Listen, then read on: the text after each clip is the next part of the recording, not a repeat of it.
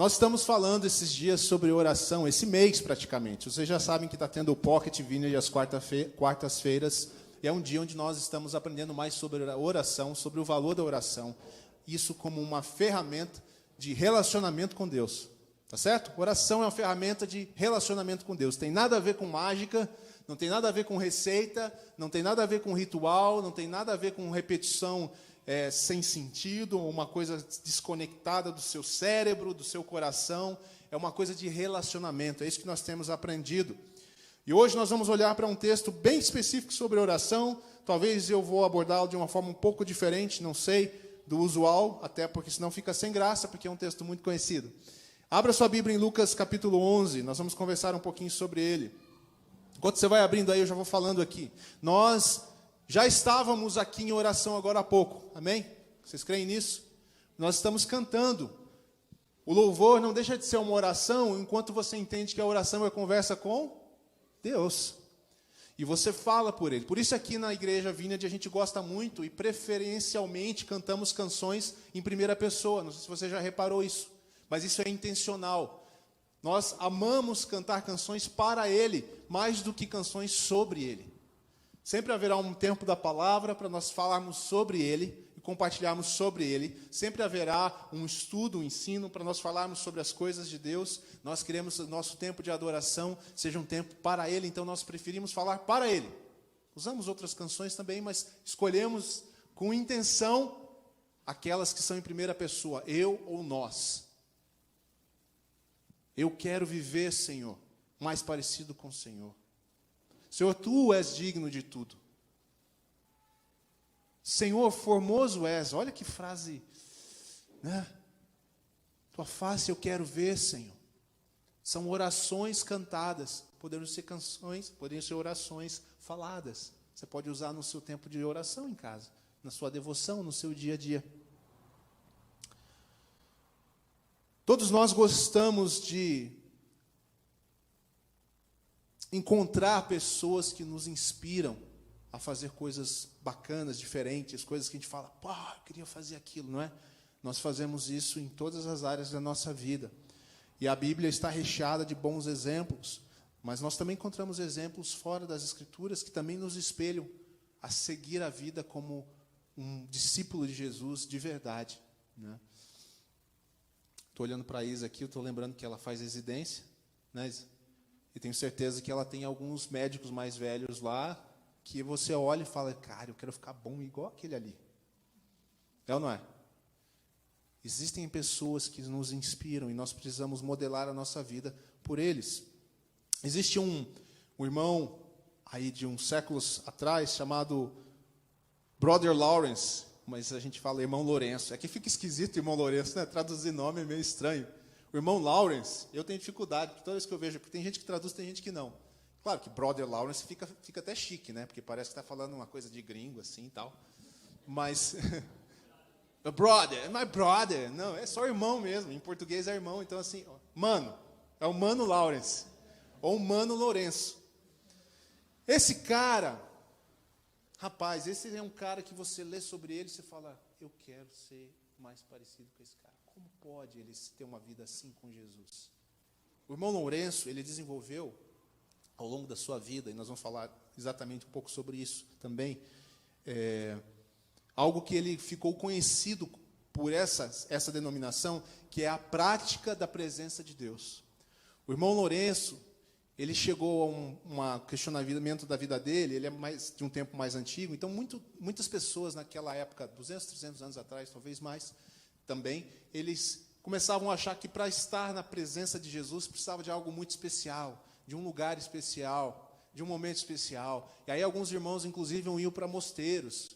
Então a vida espiritual, uma vida na presença de Deus, ela é possível aonde?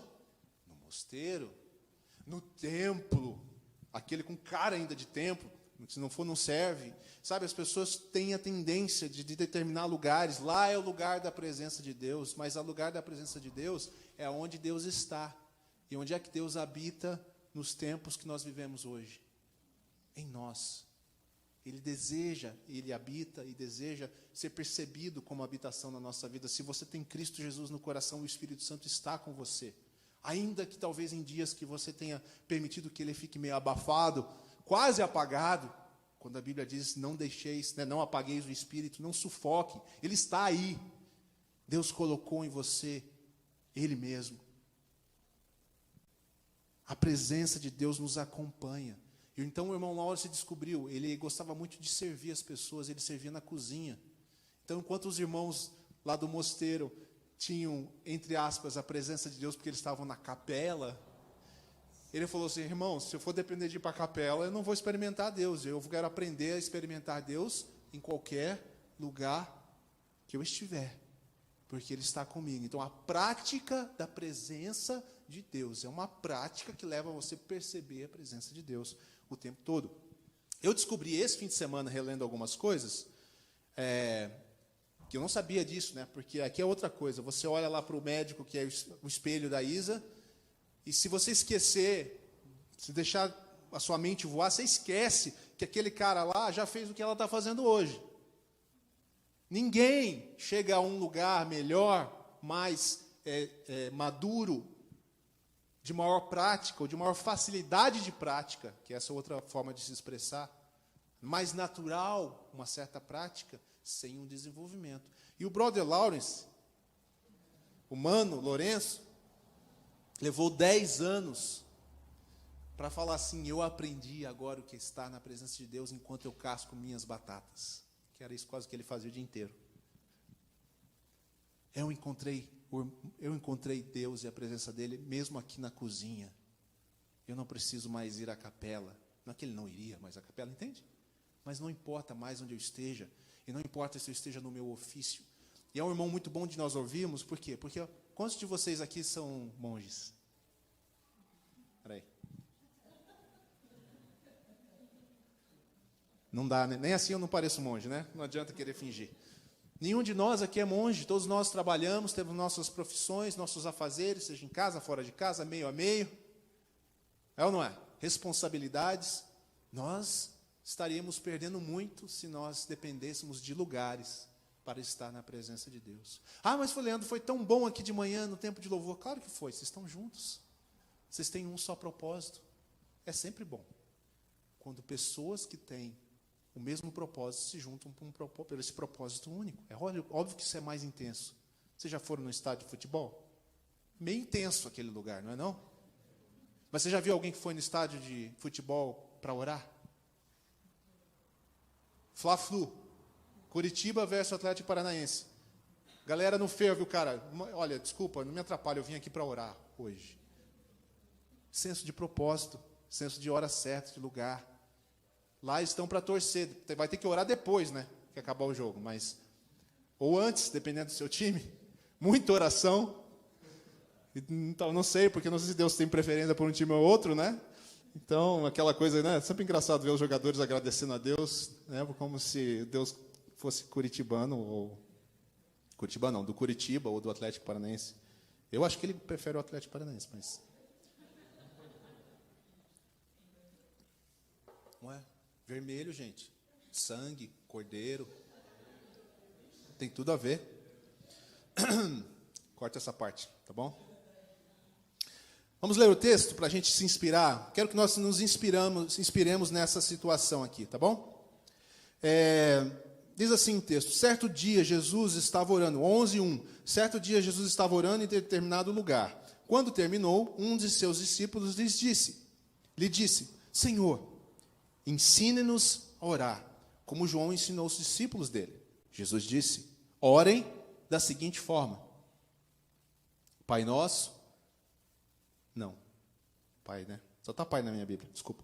Pai, santificado seja teu nome, ele disse. Venha o teu reino, dá-nos hoje o pão para este dia e perdoa nossos pecados, assim como nós perdoamos aqueles que pecam contra nós. E não nos deixes cair em tentação. E Jesus prosseguiu, contou numa parábola. Suponha que você fosse à casa de um amigo, à meia-noite, para lhe pedir 3 pães, dizendo, um amigo meu acaba de chegar para me visitar e não tenho nada para lhe oferecer.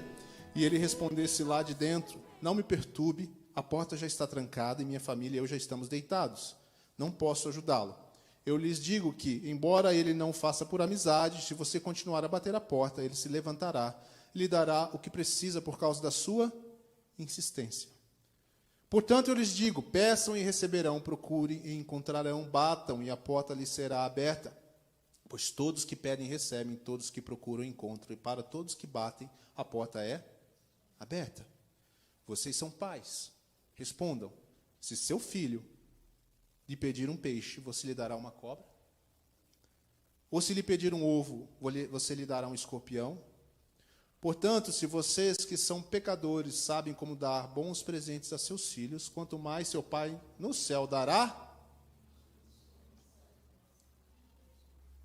Quanto mais seu Pai no céu dará o Espírito Santo aos que lhe pedirem.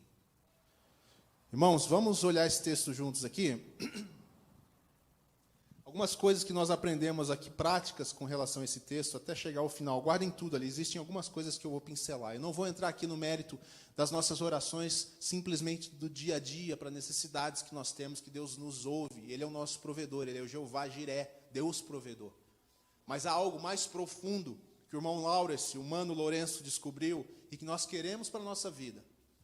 E eu vou abordar esse texto de uma forma que expanda um pouco esse nosso pensamento de simplesmente trazermos a Deus as nossas necessidades, o que é lícito e correto e necessário, mas quero chamar a atenção de vocês para algo um pouco mais amplo. Pode ser? Primeira coisa que nós notamos olhando para esse texto é básico, né? Que Jesus orava.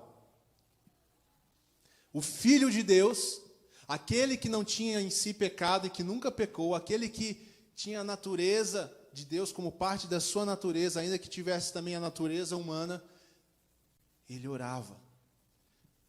Ele orava frequentemente. Ele orava intensamente.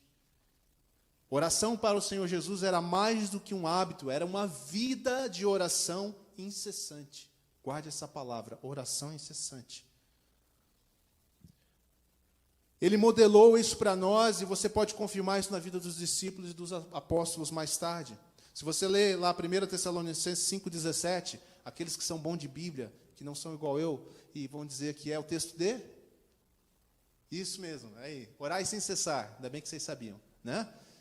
Orai sem cessar, como assim? Orai sem cessar, orai incessantemente, oração incessante, prática da presença de Deus, porque se a oração é falar com Deus, você está ao mesmo tempo desenvolvendo a prática da presença de Deus, ou do contrário, você está falando às paredes, ou ao vento, ou ao vazio. A oração só é oração se você traz à sua consciência o fato de que aquele que ouve a sua oração está ali para ouvir. Amém? Vocês estão entendendo a diferença que faz? Para de falar às paredes. Você não precisa falar às paredes, você pode falar diretamente à pessoa do Senhor, por causa da presença dele contínua. Por isso, orar sem cessar faz sentido. Romanos 12:12. Vamos ler alguns textos, só para a gente ter uma base. Eu sei que aqui tem gente que gosta de texto bíblico, né? Bom demais. 12:12.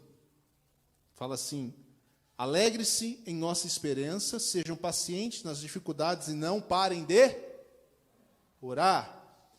Já começo a perceber que, além da oração ser uma coisa frequente na vida de Jesus, dos apóstolos, e a admoestação, falei uma palavra bonita agora, né? A admoestação, para que eles permanecessem e orassem sem cessar, também parece que Paulo sabia que de vez em quando tinha que dar uma lembradinha. E não parem de orar. Parece que nós somos tentados a não ter essa prática. Efésios 6:18, vamos lá. Testar aí a rapidez de vocês no celular. 6:18. Diz assim: orem no Espírito em todos os momentos e permaneçam atentos e sejam persistentes em suas orações por todo o povo santo. Então, de novo, a persistência, o aspecto do Espírito nos assistindo nas nossas orações, permanecer atentos, o que é que está acontecendo, né? O que mais que nós podemos dizer? Colossenses 4. Eu estou lendo bastante texto para ver se convence vocês, né? Dediquem-se à oração com a mente alerta e o coração, olha que beleza, que texto lindo. Alerta, perceba o que está acontecendo, perceba o que Deus está fazendo, perceba qual é a necessidade de interceder em favor dos povos, ou em favor das vidas. Percebam, estejam alertas, e façam isso com gratidão. Nós fazemos isso diante de um Deus bondoso. Nós vamos ver depois ali no final, né? Qual é o pai que seu filho pedindo pão vai dar um escorpião? É na presença de um pai gracioso, que deseja fazer o seu reino vir à terra. É assim, alerta, em colaboração e cooperação com o Senhor. E o texto final aqui, pode anotar, Filipenses 4:6, é o famoso: não andeis ansiosos de coisa alguma. A prática da presença de Deus elimina da sua vida a ansiedade. Ah, mas eu ainda não consigo. E tudo bem. O Mano Lourenço levou 10 anos para chegar e dizer: agora eu tenho essa prática como constante na minha vida. A pergunta é: quem aqui de nós está disposto a praticar isso por pelo menos 10 anos? Porque você tem que ser melhor que ele na prática para fazer em menos tempo. Então pode ser aí, se for eu, já vai ser 15 anos, eu acho. Entendeu o que eu quero dizer? Mas você está disposto a persistir em uma prática? Então Jesus orava sem cessar, tinha um hábito de oração a ponto de ser percebido pelos seus discípulos, não é? Eles anotaram isso porque eles viam que Jesus orava mesmo. Sempre bom lembrar, né, quando eu falo muito dos discípulos aqui, que só os discípulos perceberam, porque os discípulos andavam perto de Jesus e não por perto, como era a multidão. Notar coisas em Jesus que são importantes para nós exigem que nós estejamos de fato perto dele e não por perto. Há uma diferença significativa. A multidão é aquela que está por perto de Jesus. Os discípulos são aqueles que estão perto. Eles olham e falam: Senhor Jesus, vimos o Senhor orando. Ensina-nos a orar. Nós queremos essa vida que o Senhor tem. Primeiro, então, eu tenho que estar insatisfeito com a minha vida de oração. Eu estou. Confesso para vocês, acho que está ruim. Pode ser melhor. Eu não me culpo assim, entendeu? Não vou chorar, nem vou no psicólogo por causa da minha vida de oração. Não está nesse nível ainda. Mas é uma insatisfação santa, vamos colocar assim. Senhor, eu sei que tem mais. Eu sei que a prática da presença não pode ser um momento aqui, um momento ali. Sabe, gente, quando não há uma regularidade na nossa vida, nessas práticas, cada encontro acaba sendo um novo encontro. Ô Isa, desculpa, eu vou usar você de novo de exemplo. Imagina se a Isa... É pediatria sua área? Não. Cirurgia é um problema. Cirurgia pediátrica.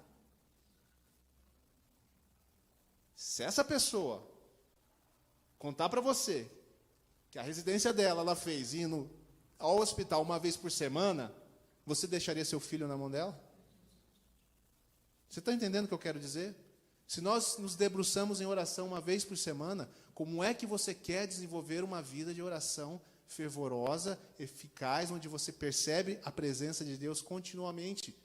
Eu não estou falando de sentir arrepio, isso são outras coisas, são outros momentos. É uma consciência da presença de Deus, com ou sem arrepio, com ou sem calafrio, com ou sem calor. São manifestações que Deus às vezes nos traz em momentos específicos, mas a convicção da presença de Deus transformando a sua maneira de pensar e afastando a ansiedade, porque Ele tem cuidado de nós. Ele está aqui. Amém? Então a vida de Jesus era visível e era uma vida tão significativa para Jesus que você vê no texto que os apóstolos esperam para Jesus terminar. Quando Ele terminou, aí eles vão lá perguntar, parecia uma coisa legal interromper aquela vida de Jesus, aquele momento de Jesus de oração, porque eles sabiam e viam que aquilo tinha valor para Ele. Então eles pedem para Ele que Ele os ensine. Jesus inspira seus discípulos a quererem uma vida de oração. Queremos aprender, mestre. Paulo vai dizer em Romanos 8:26 que nós não sabemos como orar, por isso o Espírito nos assiste. Olha que interessante essa conexão. Jesus, nós não sabemos como orar, nos ensina. Aí Jesus vai para a cruz, ressurge, ressuscita, vai aos céus para enviar o Espírito, e agora o Espírito, que é o Espírito de Cristo, nos ensina e ora por nós, porque nós não sabemos orar como convém. Nós precisamos aprender e praticar para crescermos nesse caminho de oração. Qual é a oração que nós precisamos orar quando Jesus vai nos ensinar? Em primeiro lugar, é uma oração que nos conecta com o Pai Santo. Pai, santificado seja o teu nome.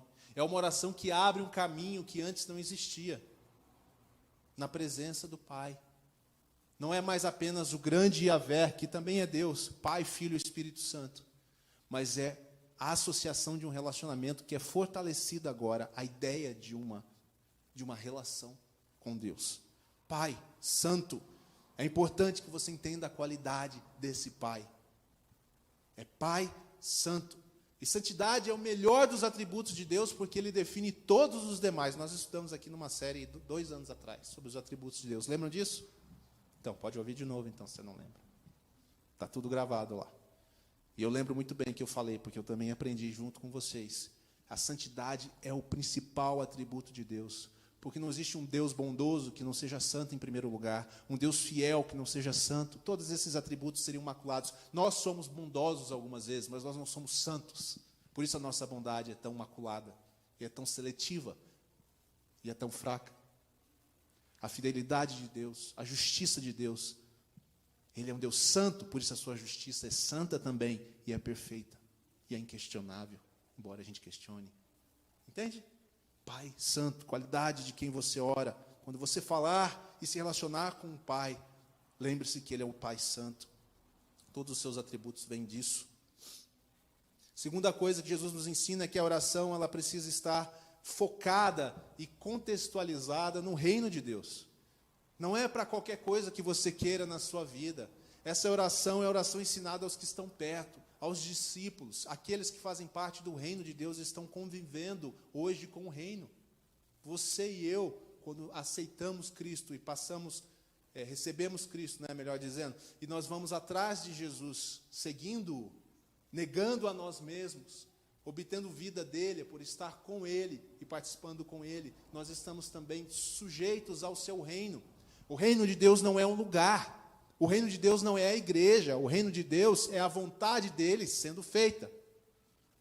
Nós vamos encontrar o seu reino acontecendo onde a vontade dele está sendo feita. Seja na igreja, seja você como igreja fora, seja onde for. Então o reino faz parte disso. É uma oração de quem confia e descansa em Deus para provisão e capacitação, porque Ele reina sobre todas as coisas. É uma oração de quem sabe que a caminhada com Deus é no dia a dia. Jesus diz aqui para nós, na oração, quando orarmos, ore com essa ideia na sua mente. Você vai dizer ao Pai, dá-nos hoje o pão de cada dia. O que Jesus está ensinando nessa oração, Ele faz uma relação com o maná no deserto. Peça o pão do dia. Eu não vou te dar um monte de coisa para tudo que vem para frente. Ande comigo no dia a dia. Tudo que você precisa é o pão de hoje, para que você não se esqueça de mim e da minha dependência. Mas saiba, amanhã eu estarei com você de novo. E assim como eu mandei 40 anos o maná no deserto, dia após dia, e ele não podia ser recolhido e guardado porque ele estragava, a minha vida com você, a minha vida de oração, é uma vida no dia a dia. Não dá para fazer uma super oração no domingo, para ver se ela dura até quarta-feira. Se você já tentou, você já sabe que não funciona. Pastor, preciso falar com o senhor.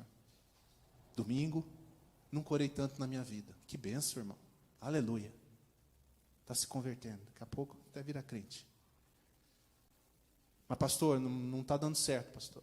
Por quê? Não era nem terça-feira, eu já estava me sentindo vazio. Sério, irmão? Aham. Mas você pegou maná só de um dia, né? E do outro dia? Não, no outro dia não. Eu enchi o jarro no domingo. Falei, não, irmão, não tem esse negócio de encher o jarro no domingo. É dia a dia. Dá-nos o pão desse dia, Senhor. Essa é a sua oração. Por que você está preocupado com amanhã? Eu quero trazer à memória para você uma coisa que eu lembrei aqui. Eu falo sobre isso. Eu estou fazendo propaganda às vezes sem querer, viu, gente? Mas vocês me perdoem, que eu estou terminando de escrever lá o livro. E tem um capítulo que fala sobre o descanso em Deus. E lá a gente fala, se vocês lembram da mensagem que eu preguei sobre ela também, que o judeu, E lá no início, em Gênesis, Deus dizia sempre, houve tarde e manhã, aquele dia, né, tal, dia, segunda, terça, tal. Percebam que nós falamos sobre isso, que Deus parece que trabalha entre tarde e manhã, e não entre manhã e tarde. Então, a gente sempre pensa no dia.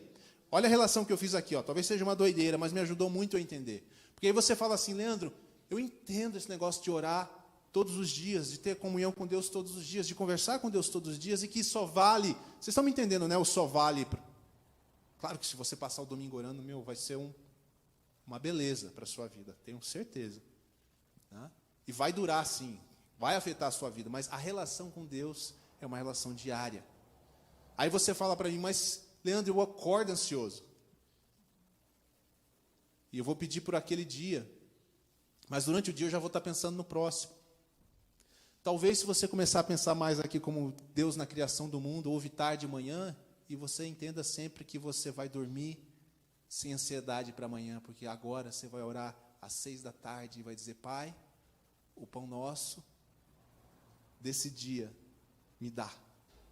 E esse pão vale para a noite, enquanto você dorme, o Senhor trabalha. Quando você dorme, o mundo não para, a vida não deixa de existir. Enquanto você dorme, o seu Pai trabalha em seu favor. E quando você acordar de manhã, você está na continuação do dia do Senhor, que já começou muito antes de você. Faz sentido? Ajuda, né? Acho que me ajudou a pensar assim. Então, sabe, quando eu peço pão para o novo dia, eu já estou pedindo na hora de dormir, então eu já estou deixando tudo resolvido. Pai, me dá o pão desse dia. E você precisa crer, claro, né, que o Senhor vai prover o pão do seu dia. Então, à noite, no outro dia, ou metade do dia, até chegar à tarde do próximo dia, onde você de novo vai dizer, Pai, obrigado, Senhor, porque o Senhor me proveu ontem o pão que eu precisava ontem. E agora eu lanço minha vida diante do Senhor e confio no Senhor para o pão do dia que vem. Amém? Faz sentido? Acho que dá para entender assim, né? As últimas coisas que ele fala aqui tem a ver com considerar as nossas falhas, né? E dos que nos rodeiam. Uma oração que sempre leva em consideração que nós somos falhos e que os outros também são falhos. Uma oração que leva em consideração que Deus sempre nos perdoa quando nós nos arrependemos. Então nós temos obrigação de perdoar aqueles que nos ofendem. Não é uma opção para o cristão. Pai, perdoa-nos, assim como perdoamos aqueles que pecam contra nós. Por que eu posso perdoar aquele que pecou contra mim? Porque eu fui perdoado. E porque eu sei que sempre que eu me achegar a Deus, como diz 1 João, Ele é fiel e justo para perdoar meus pecados. Eu perdoo porque eu estou perdoado em primeiro lugar, e não porque eu acho que posso perdoar, porque eu devo perdoar, porque eu quero perdoar. Nós temos que aprender a perdoar baseado no que Cristo fez por nós, e não no nosso sentimento. Eu não sinto ainda. Você não foi chamado para sentir, você foi chamado para perdoar. Se for depender do que você sente, você está ralado. Porque isso aí, num grau elevado de confusão, a gente até tem que ir para o médico, tem que tomar remédio, você fica muito mal. Os sentimentos não são confiáveis, sentimentos são úteis. Amém? Não pode confiar só no sentimento. Deus nos deu razão e sentimento. Nós precisamos combinar os dois e submetê-los ambos à oração de Jesus aqui que Ele nos deu. Firme aí? Irmãos, em seguida, Jesus dá um exemplo para eles, né? Porque além de dar orientação e instrução, agora Ele dá um exemplo para eles através dessa pequena parábola, desse amigo que importuna. Eu quero dizer para vocês aqui, para a gente até já ir meio que indo para o nosso final, com tudo isso que eu falei sobre oração, na verdade, o que eu quero chamar a atenção hoje para nós é de nós sermos pessoas de uma oração incessante, mas não só no sentido de importunar, de insistente, mas no sentido de perseverança. De perseverança, para que cresça em nós essa experiência da prática da presença de Deus. Olhe para esse texto dessa forma. Convido você a fazer isso. Diga para você mesmo, eu preciso de uma vida insistente de oração. Eu preciso, não é Deus que precisa, gente. Você precisa, eu preciso de uma prática regular, intencional, que vá crescendo uma curva, né, ascendente, em prática, para que isso aconteça na minha vida de uma forma mais intensa. De novo, a oração vai se tornando cada vez mais uma consciência do relacionamento que você tem com Deus e da prática da presença dele. Ele é um hábito a ser desenvolvido que não é sem esforço. Ninguém começa a orar sem esforço, sem intencionar isso, sem ter que dar passos, até que isso seja assimilado e daí traga para você tanto a intimidade na oração com Deus quanto a naturalidade. As duas coisas vêm por perseverança, vêm no mundo natural e vêm no mundo espiritual, aqui na sua relação com Deus. É a perseverança, é que às vezes falhar e recomeçar, dizer, é isso que eu quero, mas eu estou falhando nisso. Amém? Vai na graça de Deus. Não é ritual, você não vai ganhar mais nada de Deus, porque você é bom na oração. Porque você já ganhou tudo, a gente só não usa. Nós temos tudo em Deus. Ele já nos abençoou com toda sorte de bênçãos espirituais em Cristo Jesus. Então, se você tem a Cristo, você tem tudo. Está disponível para você. Mas a perseverança vai levar você à intimidade, à naturalidade. Richard Foster, que fala muito sobre oração, diz que ele ensina que ambas, a intimidade e a naturalidade, elas são desenvolvidas pela regularidade. É aquilo que eu falei antes, usei o exemplo da Isa. Não dá para você crescer em intimidade na oração com Deus se você realmente tem tempos de oração com Deus esparsos. Aqui, ali, quando alguém pede, quando alguém lembra, quando a coisa fica feia. Esse é bom, né? Sempre a gente vai. Mas, irmãos, pensa bem.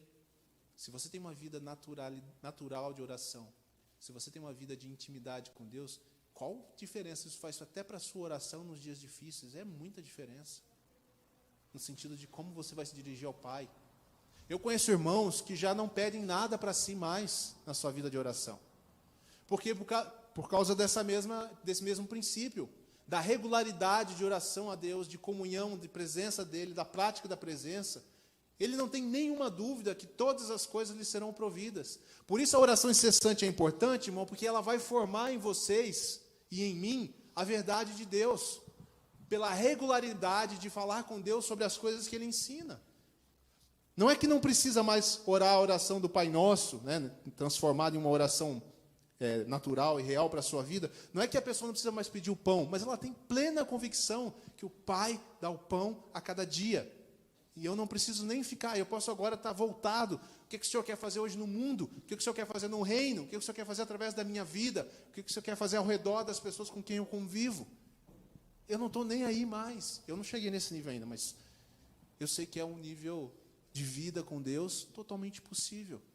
Mas é a regularidade que vai levar a intimidade com Deus, nessa relação de oração, de conversa com Deus, e vai levar a naturalidade, onde é natural você orar a todo tempo. A oração incessante que você insiste para você na sua vida, não muda Deus, mas vai mudar você. Ninguém muda Deus através da oração. Ninguém convence Deus de nada. Mas nós somos transformados. Lembre-se daquela outra parábola em Mateus, se não me engano, Jesus não é o juiz injusto da parábola. Ele é um pai bondoso. O exemplo de Jesus lá é justamente para mostrar o contrário. Ele é um pai bondoso, está escrito aqui em Lucas 11 também. A última coisa, irmãos, aqui para você guardar, dentro do que nós estamos falando, é que Jesus ensina por esse texto, que a maior resposta de oração que você e eu podemos ter é o Espírito Santo. O Espírito Santo não olha assim como uma coisa só sobrenatural. Oh, o Espírito Santo. O Espírito Santo é Deus. E o Espírito Santo é uma pessoa. O que Jesus está dizendo é que a melhor coisa que você vai alcançar, a melhor resposta de uma vida de oração é Ele mesmo, através do seu Espírito. É mais intimidade e comunhão com Ele, Jesus. Faz sentido para vocês? Estão entendendo isso?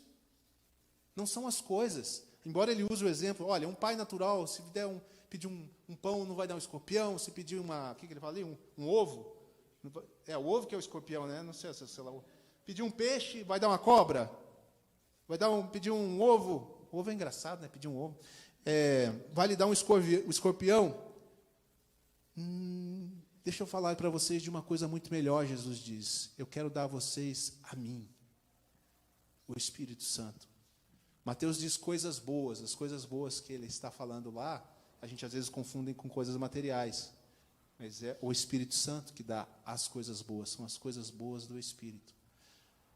A prática da presença de Deus, esse caminho com Deus, vai nos levar a uma experiência mais profunda com Deus, uma experiência mais profunda com Ele, da sua presença. A percepção de caminhar com o Espírito Santo a todo momento. Amém? Deixa eu voltar aqui, vou ler para vocês umas frases aqui interessantes, vamos ver se eu tenho aqui ainda.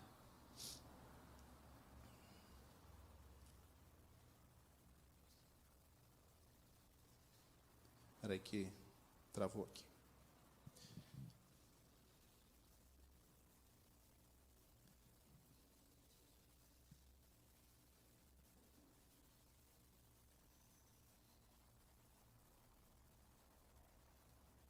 Aí.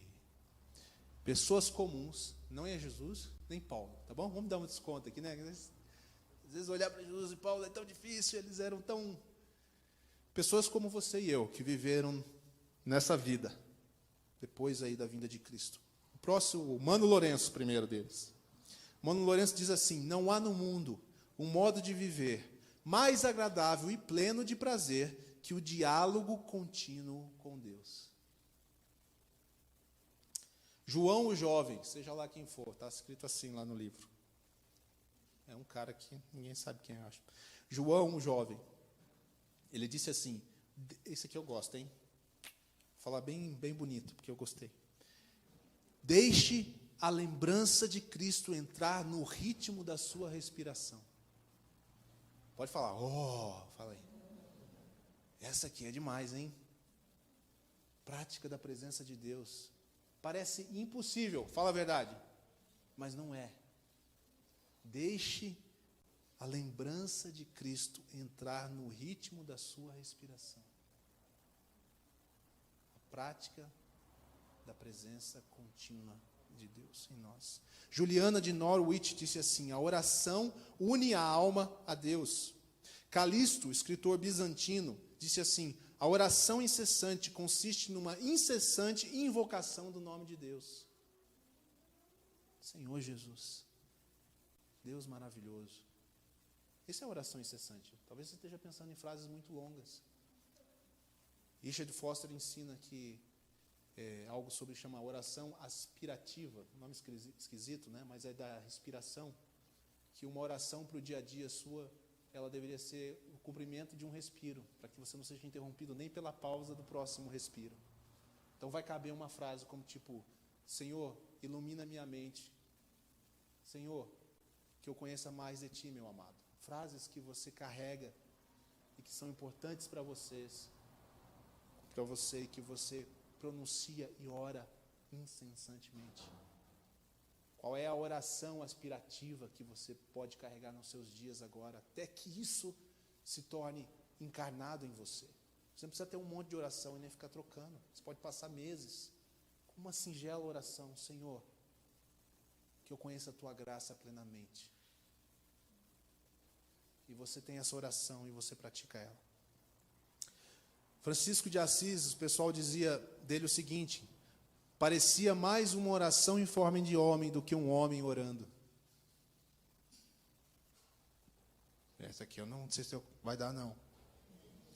Frank Laubach, ele diz assim: esse negócio de se manter em contato permanente com Deus, de fazer dele o objeto da minha contemplação e o companheiro das minhas conversas, é a coisa mais maravilhosa que já deparei. Você vai ser chamado de louco, às vezes. Porque alguém vai pegar você falando com Jesus em tal nível de intimidade que vai achar que você está precisando de uma ajudinha psiquiátrica. Rapaz, Dani ali, peguei ela, estava falando sozinha. Várias vezes, peguei ela falando sozinha. Só que eu acho que ela estava falando sozinha, mas ela não estava falando sozinha. Ela desenvolveu uma prática de oração onde ela conversa com o Senhor constantemente.